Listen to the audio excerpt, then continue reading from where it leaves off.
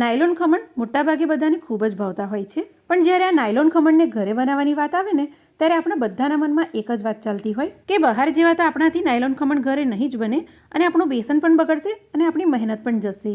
અને આમ જોવા જઈએ ને તો નાયલોન ખમણ ઘરે બનાવવાના ખૂબ જ સહેલા છે. બસ અમુક ટિપ્સનું ધ્યાન રાખશો અને અમુક ચોક્કસ બાબતોનું ધ્યાન રાખશો તો તમે ગમે એટલા કામમાં પણ હશો ને તો પણ તમે ચાલતા ફરતા પણ આ નાયલોન ખમણ બનાવશો તો એકદમ પરફેક્ટ જ નાયલોન ખમણ તમારા બનીને તૈયાર થશે. અને હું તમને જરૂરથી કહીશ કે આ નાયલોન ખમણની રેસીપીનો વિડીયો તમે આખો જરૂરથી જોજો, કારણ કે તમારી માટે જ્યારે આ વિડીયો શૂટ કરતી હતી તો આ વિડીયો થોડો લાંબો થયો છે, કારણ કે દરેક નાનીથી નાની બાબતો પણ મેં તમારી સાથે આ વિડીયોમાં શેર કરી છે. અને જો તમે ઘણા બધા વિડીયો જોઈને નાયલોન ખમણ ઘરે બનાવવાનો ટ્રાય કર્યો છે તો પણ તમારા નાયલોન ખમણ જો બહાર જેવા ના જ બનતા હોય અને બગડી જતા હોય તો આ રેસીપી આખી જોઈને એકવાર તમે જરૂરથી ટ્રાય કરજો, કારણ કે પહેલી જ વખતમાં એકદમ પરફેક્ટ તમારા નાયલોન ખમણ બનીને તૈયાર થશે. તો આની માટે પહેલાં તો આપણે ચોક્કસ માપ જોઈ લઈએ જે નાયલોન ખમણ બનાવવામાં ખૂબ જ જરૂરી છે. તો સૌથી પહેલાં આપણે 250 ગ્રામ બેસન લઈ લઈશું. જો તમારી પાસે વજન કાંટો હોય તો તમે વજન કરીને લેજો, અને ના હોય તો પણ કાંઈ વાંધો નથી. હું તમને આગળ કપ અને ચમચીથી પણ આનો માપ જણાવવાની છું, અને બેસન પણ આપણે કયું લેવાનું છે એ પણ હું તમને આગળ જણાવું છું. હવે 8 ગ્રામ આપણે લીંબુના ફૂલ લેવાના છે, અને નાયલોન ખમણ બનાવવામાં હંમેશા ખટાશ માટે લીંબુના ફૂલનો જ ઉપયોગ થાય છે, અને આનાથી જ તમને બહાર જેવું રિઝલ્ટ મળશે. હવે 8 ગ્રામ આપણે મીઠું લઈશું, અને 8 ગ્રામ આપણે બેકિંગ સોડા લઈશું, અને જે ટાટાનો બેકિંગ સોડા આવે છે એનાથી રિઝલ્ટ સારું મળે છે.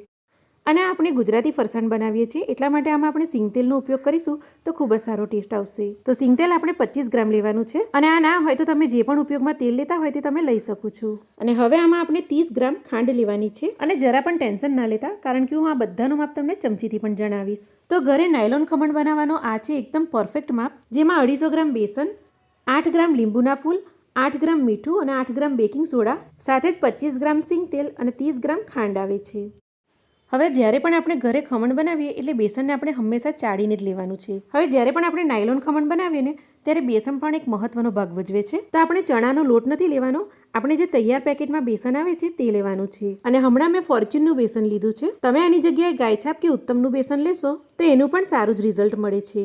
અને જો તમારી આજુબાજુ કોઈ કંદોઈની દુકાન હોય તો ત્યાંથી પણ તમે બેસન લાવશો તો ખૂબ જ સારા ખમણ બનીને તૈયાર થશે, કારણ કે ફરસાણવાળા એ જ બેસનનો ઉપયોગ કરે છે અને જેનાથી ખમણ ખૂબ જ સારા બને છે. પણ એ બેસન બધી જગ્યાએ આસાનીથી નથી મળતું, અને તૈયાર પેકેટનું બેસન બધી જગ્યાએ આસાનીથી મળી જાય છે. એટલા માટે આપણે તૈયાર પેકેટના બેસનનો ઉપયોગ કર્યો છે, જેનું પણ રિઝલ્ટ ખૂબ જ સારું મળશે.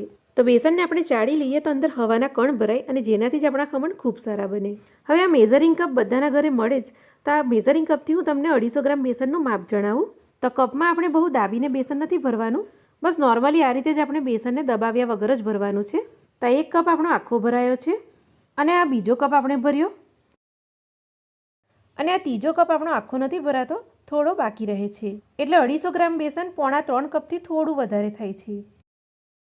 તો તમને કપથી માપ જણાવવા માટે આ બાઉલમાં મેં બેસન કાઢ્યું હતું. તો ફરીથી આ બેસનને આપણે ઊંડા બાઉલમાં જ લઈ લઈશું, કારણ કે બેટરમાં આપણે જ્યારે બેકિંગ સોડા નાખીશું તો બેટર આપણું ઘણું બધું ફૂલશે, એટલા માટે ઊંડા બાઉલનો જ આપણે ઉપયોગ કરવાનો છે. હવે બેસનમાં આપણે આગળની સામગ્રી નાખીશું.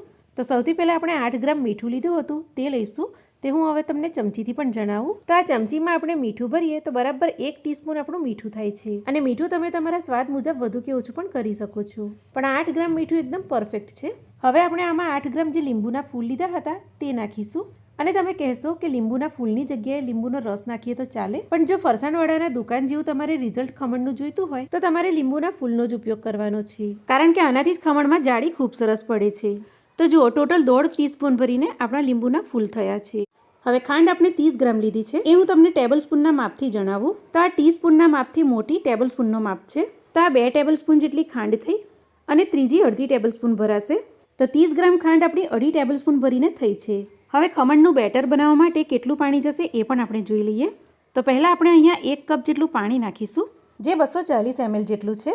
અને આગળ પણ કેટલું પાણી જશે એ પણ હું તમને જણાવું છું, કારણ કે જો એકસાથે બધું પાણી નાખીશું તો આમાં લમ્સ પડી જશે. તો પહેલાં આ 1 કપ પાણીને આપણે બેસનમાં સારી રીતે મિક્સ કરી લઈશું. તો 1 થી 2 મિનિટ માટે આને સારી રીતે આ રીતે હલાવ્યું તો સરસ આ મિક્સ થઈ ગયું છે, અને આમાં જરા પણ લમ્સ કે ગાંઠા નથી દેખાતા. હવે આ સમયે આપણે આમાં તેલ પણ નાખી દેવાનું છે, અને આ આપણે સિંગતેલ લીધું છે, પણ જો તમારી પાસે સિંગતેલ ના હોય તો ઘરમાં જે પણ ઉપયોગમાં તેલ લેતા હોય તે તમે લઈ શકો છો. તો આ 25 ગ્રામ તેલ આપણું અડધી ટેબલ સ્પૂન ભરીને થયું છે. અને હવે આપણે વધુ અડધો કપ જેટલું પાણી લઈશું, અને એ આપણે થોડું થોડું કરીને નાખીશું. તો અડધો કપમાંથી મેં થોડું પાણી અત્યારે નાખ્યું છે, અને એને સારી રીતે હું મિક્સ કરી લઈશ.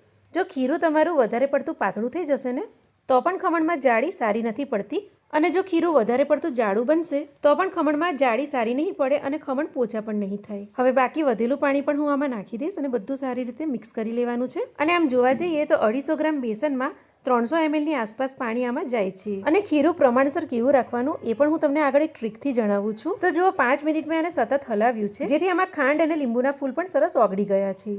તો જો ચમચાથી હું તમને જણાવું કે ખીરું આપણું કેવું છે, તો ખીરું આપણું એક ધારથી પડી રહ્યું છે અને પોરિંગ કન્સિસ્ટન્સીનું છે.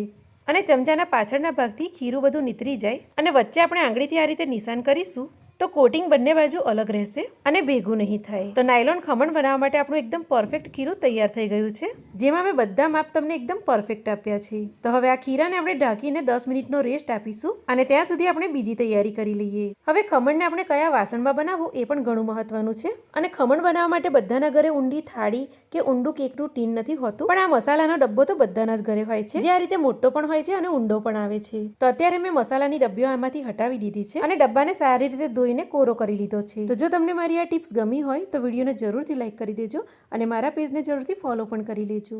હવે ડબ્બામાં આપણે સારી રીતે આ રીતે તેલ લગાવી દેવાનું છે અને કિનારો પર પણ આપણે સારી રીતે તેલ લગાવી લઈશું. અને જે સ્ટીમરનું ઢાંકણ છે એને પણ આપણે એક કપડાથી કવર કરી લેવાનું છે. તો કોટનનો જે પાતળો દુપટ્ટો આવે છે એને પણ તમે આ રીતે 4 ગળી કરીને ઢાંકણને આ રીતે આપણે બાંધી દેવાનું છે. તો આનાથી શું થશે કે જ્યારે આપણે ખમણને સ્ટીમ કરીશું ત્યારે વરાળનું પાણી ખમણની ઉપર નહીં પડે અને આ કપડામાં શોષાઈ જશે. તો ખમણ બનાવવા માટે આ બધી નાની નાની ટિપ્સ છે, પણ ઘણી જ જરૂરી અને ઉપયોગી ટિપ્સ છે, જેનાથી તમારા ખમણ એકદમ સરસ બનશે. હવે બેટરમાં સોડા નાખતા પહેલાં આપણે સ્ટીમરમાં પાણી ગરમ કરવા પણ મૂકી દેવાનું છે અને વચ્ચે આ રીતે આપણે કાઠું મૂકી દઈશું. અને ખીરામાં સોડા નાખતા પહેલાં બધી જ પ્રોસેસ આપણે કરી નાખવાની છે. તો જો આટલું કામ કર્યું એમાં 10 મિનિટમાં આપણું ખીરું પણ સરસ રેસ્ટ થઈ ગયું છે. તો 1 મિનિટ માટે ખીરાને આપણે ફરીથી આ રીતે હલાવી લઈશું અને સ્ટીમરમાં આપણું પાણી સરસ ઉકળવા લાગે એટલે ખીરામાં આપણે બેકિંગ સોડા નાખી દઈશું. તો આપણે 8 ગ્રામ જેટલો બેકિંગ સોડા લીધો હતો, જે તમે ટીસ્પૂનમાં ભરશો તો 1.25 ટીસ્પૂન જેટલો આપણો બેકિંગ સોડા થશે. તો સોડા નાખીને તરત જ આને આપણે સરસ ફટાફટથી હલાવી લેવાનું છે. તો બેકિંગ સોડા આપણો તરત જ એક્ટિવ થવા લાગશે અને તમે જોશો કે આનો કલર પણ ચેન્જ થવા લાગશે અને બેટર પણ આપણું ફૂલીને ડબલ થઈ જશે. તો 1 થી 2 મિનિટ માટે આને આપણે સારી રીતે આ રીતે હલાવી લઈશું અને તમે એમ જોશો ને તો એક ફોર્મ જેવું તમને બેટર લાગશે. તો ખીરામાં આપણો સોડા સરસ મિક્સ થઈ ગયો છે. તો હવે આ ખીરાને આપણે તરત જ જે ગ્રીસ કરીને ડબ્બો આપણે રાખ્યો હતો એમાં નાખી દઈશું. તો બધું જ ખીરું આપણું આ ડબ્બામાં આવી ગયું છે અને બીજી બાજુ આપણું પાણી પણ સરસ ઉકળી રહ્યું છે. તો કાંઠાની ઉપર આ રીતે આપણે ડબ્બો મૂકી દઈશું અને તરત જ આની ઉપર આપણે ઢાંકણ ઢાંકી દઈશું અને હાઈ ફ્લેમ પર કમ્પ્લીટ 20 મિનિટ માટે આને આપણે સ્ટીમ થવા દેવાના છે અને વચ્ચે આપણે એક પણ વખત ખોલવાનું પણ નથી. તો ચાલો 20 મિનિટ આપણી થઈ ગઈ છે. તો હવે આપણે આને ખોલીને ચેક કરી લઈએ. તો સરસ આપણું ખમણ સ્ટીમ થઈને રેડી થઈ ગયું છે અને આ રીતે આપણે ચપ્પુથી ચેક કરીશું તો ચપ્પુ આપણું એકદમ ક્લીન આવી રહ્યું છે. તો હવે ખમણને કાઢીને આપણે 10 થી 15 મિનિટ માટે ઠંડુ થવા દેવાનું છે અને થોડું ઠંડુ થાય ત્યારબાદ ચપ્પુથી આ રીતે આપણે ધારો છોડવી લઈશું અને ઉપર આ રીતે પ્લેટ મૂકી ડબ્બાને આ રીતે આપણે ઊંધો કરી દઈશું. તો આ રીતે આપણું ખમણ જરા પણ તૂટ્યા વગર સરસ અનમોલ્ડ થઈ જશે. તો જો એકદમ સરસ ખમણ આપણું બનીને તૈયાર થયું છે અને હું તમને આને કટ કરીને પણ બતાવું કે અંદરથી પણ કેટલી સરસ જાળી પડી છે અને જો નીચેથી પણ તમે જોશો તો એકદમ જાળીદાર ખમણ આપણું તૈયાર થયું છે. તો કટ કરતી વખતે જ તમને ખબર પડી જશે કે એકદમ રૂ જેવું પોચું અને જાળીદાર આપણું ખમણ બન્યું છે. તો ખમણને આપણે આ રીતે મીડિયમ પીસમાં કટ કરી લઈશું અને તમે જોઈ શકો છો કે જરા પણ તૂટ્યા વગર આપણું ખમણ સરસ રીતે કપાઈ રહ્યું છે. તો જો હું તમને એક પીસ પણ આ રીતે ઉઠાવીને બતાવું તો તમે જોઈ શકો છો કે આપણા નાયલોન ખમણમાં કેટલી સરસ જાળી પડી છે. તો જો આ રીતે આપણે એને દબાવીએ છીએ તો એના તરત જ એ મૂળ શેપમાં આવી જાય છે અને ખમણ આપણું બેસી પણ નથી જતું. અને ખમણને હું તમને તોડીને પણ દેખાડું કે અંદરથી કેટલી સરસ જાળી પડી છે અને એકદમ રૂ જેવા પોચા આપણા ખમણ બનીને તૈયાર થયા છે. હવે ખમણની ઉપર પાણી રેડતા પહેલાં ખમણને આ રીતે આપણે એક મોટા કથરોટમાં લઈ લેવાનો છે અને ખમણના દરેક પીસને આપણે આ રીતે આડા રાખવાના છે, જેથી વઘારનું પાણી આમાં સરસ એબ્ઝોર્વ થશે. તો ચાલો હવે આપણે વઘાર તૈયાર કરી લઈશું. તેની માટે પેનમાં આપણે 3 થી 4 મોટી ચમચી જેટલું સિંગ તેલ લઈશું અને 10 થી 12 લીલા મરચાંને આ રીતે આપણે ગોલ કટ કરીને તેલમાં નાખી દઈશું અને મીડિયમ તીખા હોય એવા લીલા મરચાં આપણે લેવાના છે, જેથી ખમણમાં મીડિયમ તીખાશ આવશે. તો આ મરચાંને આપણે 1 થી 2 મિનિટ માટે સાંતળી લેવાના છે અને મરચાં બહુ કડક ના તળાઈ જાય એ વાતનું પણ આપણે ધ્યાન રાખવાનું છે. આ રીતે હલકા મરચાં તળાઈ જાય એટલે મરચાંને આપણે કાઢી લઈશું. તો આવા તળેલા મરચાં ખમણમાં ખૂબ જ સારા લાગે છે. તો બધા મરચાં આપણે કાઢી લીધા છે અને તેલમાં પણ મરચાંની તીખાશ સરસ આવી ગઈ છે. તો મરચાંને આપણે એક સાઈડ પર મૂકીશું અને આ જ તેલમાં આપણે 1.5 ચમચી ભરીને ઝીણી રાઈ નાખીશું. તો ખમણમાં રાઈ થોડી આગળ પડતી હશે તો ખમણમાં ખૂબ સારો ટેસ્ટ આવશે. હવે વઘારમાં તમારે હિંગ અને મીઠી લીમડીના પાન નાખવા હોય તો નાખી શકો છો. તો રાઈ આપણી હવે અહીંયા સરસ ફૂટી ગઈ છે. તો હવે આમાં આપણે 1.5 કપ ભરીને પાણી નાખીશું. તો તમને એમ થશે કે 1.5 કપ ભરીને પાણી તો વધારે ના કહેવાય, પણ આ બધું જ પાણી ખમણમાં સરસ એબ્ઝોર્વ થઈ જશે. હવે પાણીમાં આપણે અડધી ચમચી જેટલું મીઠું નાખીશું અને 4 ટેબલસ્પૂન ભરીને આમાં આપણે ખાંડ નાખીશું. તો 4 ટેબલસ્પૂન ખાંડ આમાં એકદમ બરાબર છે, પણ મીઠાશ તમે તમારા ટેસ્ટ મુજબ વધુ કે ઓછી પણ કરી શકો છો. તો ખાંડને આપણે આ રીતે સરસ રીતે ઓગાળી લઈશું અને ત્યારબાદ આ વઘારવાળા પાણીને માત્ર 1 મિનિટ માટે આપણે ઉકાળી લઈશું. અને ત્યારબાદ હવે ગેસની ફ્લેમને આપણે બંધ કરીશું અને શરૂઆતમાં જે આ મરચાં આપણે તળ્યા હતા તેમાંથી થોડા મરચાં આપણે ગાર્નિશિંગ માટે રહેવા દઈશું અને બીજા બધા મરચાં આપણે પાણીમાં નાખી દઈશું, જેથી મરચાં પણ આપણા સરસ પાણી પીવાઈને નરમ થઈ જશે. અને આ ગરમ ગરમ પાણી આપણે ખમણની ઉપર નથી નાખવાનું, પાણીને આપણે સાધારણ ઠંડુ થવા દઈશું અને ત્યારબાદ જ આપણે ખમણની ઉપર નાખીશું.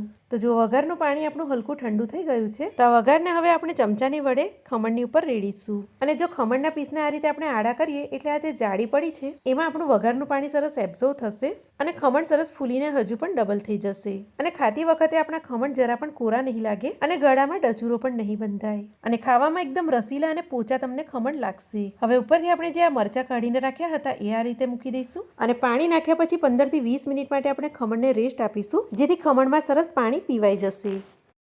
હવે 15 થી 20 મિનિટ પછી આપણે આની ઉપર લીલા ધાણા નાખી દઈશું અને જે ઝીણી નાયલોન સેવ આવે છે તે પણ આની ઉપર આ રીતે નાખી દઈશું. તો એકદમ બજાર જેવા પોચા, રસીલા અને રૂ જેવા નરમ આપણા નાયલોન ખમણ તૈયાર થઈ ગયા છે. અને તમે જોઈ શકો છો કે કેટલા સરસ ખમણ આપણા લાગી રહ્યા છે. તો તમે એક વખત આ રીતે ચોક્કસથી ખમણ બનાવીને જોજો. મારી ગેરંટી છે કે તમારા ખમણ જરાય નહીં બગડે અને ખમણ બનાવશો ને તો તમે જરૂરથી મને યાદ કરશો. અને જુઓ ખમણમાં કેટલું સરસ પાણી એબ્ઝોર્વ થયું છે અને આ રીતે દબાવ્યા પછી પણ ખમણ આપણું સરસ મૂળ શેપમાં આવી ગયું છે અને એકદમ જાળીદાર અને એકદમ પરફેક્ટ આપણા નાયલોન ખમણ બનીને તૈયાર થયા છે. તો આજની મારી નાયલોન ખમણની રેસીપી જો તમને ગમી હોય, પસંદ આવી હોય તો વિડીયોને એક લાઈક જરૂરથી આપી દેજો અને આવી જ નવી રેસીપી જોવા મારા પેજને જરૂરથી ફોલો પણ કરી લેજો. તો ચાલો મળીશું એક નવી રેસીપીની સાથે. ત્યાં સુધી આવજો.